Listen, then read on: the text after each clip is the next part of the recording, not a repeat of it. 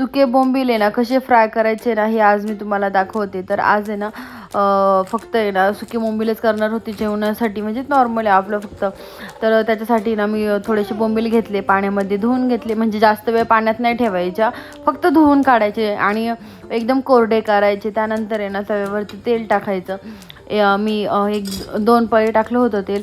त्यानंतर आहे ना सगळे आपले बोंबील धुवून झालेले आहेत ना त्याच्यावरती टाकायचे आणि परतून परतून घ्यायचे व्यवस्थित सगळे ना, एकदम मंद आचेवरती परतायचे ते आपल्याला. आणि हे ना आपल्याला 10 ते 15 मिनटं परतत राहायचे. खूप कुरकुरीत होतात, खूप अक्षरशः हाताने तुटतात हे बोंबील, एवढे कुरकुरीत होतात. आणि फक्त आहे ना मंद आचेवरती भाजा तुम्ही. जर तुम्ही फास्ट गॅस केला तर हे ना जळून जातील आणि जळल्याच्या नंतर आहे ना कडवट लागतात. त्याच्यामुळे ना फक्त आहे ना मंद आचेवरतीच हे करायचे, फ्राय करत राहायचे, फक्त उलटत पालटत राहायचे. त्यानंतर आहे ना परत आहे ना मी थोडंसं तेल घेतलं, त्यामध्ये आहे ना कोळी मसाला, नंतरून वरतून आहे ना मीठ टाकलं आणि हेही सगळं ना एकत्र जीव करून घ्यायचं.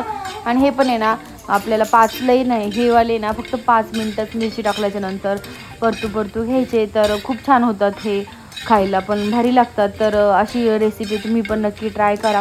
जर तुम्हाला माझी व्हिडिओ आवडत असेल ना तर नक्की चॅनलला सबस्क्राईब करा आणि असेच नवीन नवीन मी व्हिडिओ रेसिपीज टाकत जाईल. त्यानंतर आहे ना हे ना मी 10 नंतरून आहे ना 5 मिनटं कुरकुरीत होऊन दिले. तर असं होतं माझा आजचा दिवस.